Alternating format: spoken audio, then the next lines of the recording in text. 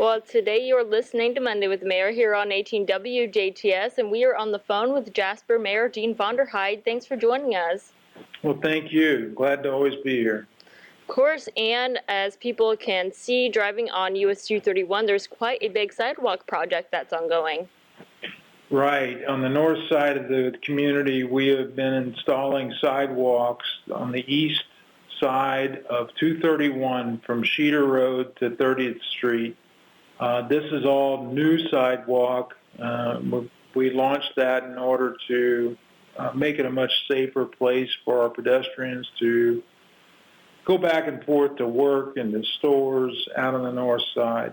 And can't wait till it's done. That sidewalk to 30th Street should be complete in a few weeks.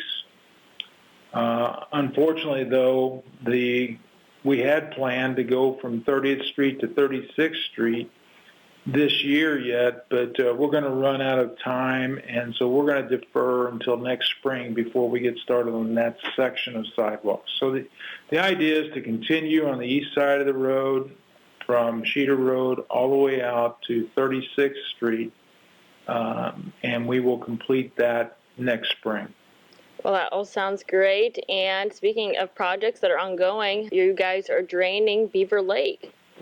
Well, we begin the draining on November 15th, and that was an agreement that we made with local farmers downstream to bring the lake down to be able to retain some of the winter-spring rains that have caused a lot of problems in the past. We started this last year, and it is a good thing. We hold water a little longer then. As the spring goes, we start retaining water a little later in the spring, so that the farmers are protected during their planting season. But it is a water conservation. It's intended for recreation, and we put notices out at Beaver to make sure that all boaters understand and know the lake will start draining November 15th. That all sounds great. And if you go by the Potoka River channel now, you will be able to see some grass starting to sprout up now. That's right. That channel work has been completed. Really glad to get that behind us. As you know, last year we had it planned, but then we had high waters and a lot of rain in the fall, so we couldn't get to it. And we were able to jump at it here in this last August and complete it. So really happy that part of it is complete. I know people ask about used to be the little island down there, and with the channel being narrowed, the expectation is that little island will be gone, that the current as it comes through the dam will take away any of that deposit. So I think it's going to really make it a more attractive area, and I know we've got people that spent time watching this project get completed and could have sold tickets to it, but just glad it's behind us. Yeah, switching gears to another project for residents, how you mentioned earlier, green power. Green power is sustainability is a big theme with a lot of people, and should be with everyone. But there is a new ordinance that we passed at the last council meeting, which would allow us to sell green energy to residents and commercial industrial users. IMPA has provided this program, and we are now set up. We've got a request from local industry, and we've now set up an ordinance to be able to provide this green power to residents if they wish. There is a premium to it, but it is one of those things that I know there's a lot of people interested in that. And we're happy to provide that. Yeah, that sounds great. And switching gears, you mentioned before the phone call there was something with the artisans happening this fall in Jasper.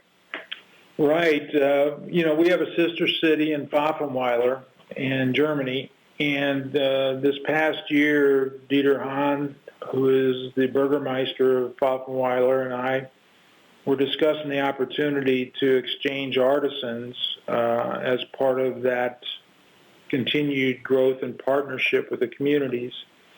And so this fall, we have 3 local artisans that are going to travel to Poffenweiler. They're going to share their skills. They'll be able to sell some of their product over there.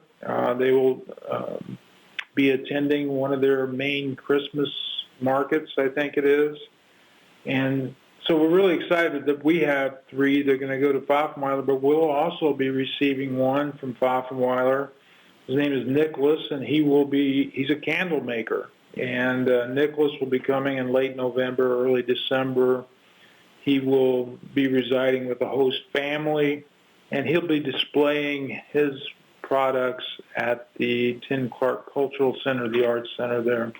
He'll probably be working out of one of the studios, and we're hoping there might be a workshop that actually gets rolled out. Well, that all... by Nicholas. Wow. And that all sounds great. And is there anything else you'd like to talk about that's happening on in the city?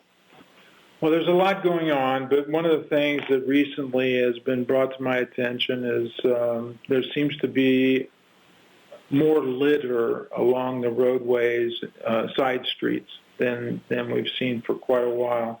And I just ask the residents, take it upon themselves, if they see litter, to appropriately dispose of it in their trash. And let's keep Jasper looking good. It is one of the things we're well known for across the state. As a matter of fact, I just had a Southwest Indiana Mayor's Roundtable, and as the mayors come in, that's one of the comments I hear from all of them is that how clean and neat Jasper is. And we want to keep it that way, but it takes everyone. So if you see litter out there and you have an opportunity to pick it up and dispose of it properly, we'd certainly appreciate it. Well, that all sounds great, and thanks for joining us today. Thank you. Appreciate it. Today, you've been listening to Monday with the Mayor here on 18 WJTS, and we've been speaking with Mayor Dean Vonderheide on the phone. Thanks for tuning in. This is 18 WJTS, local people watching local people.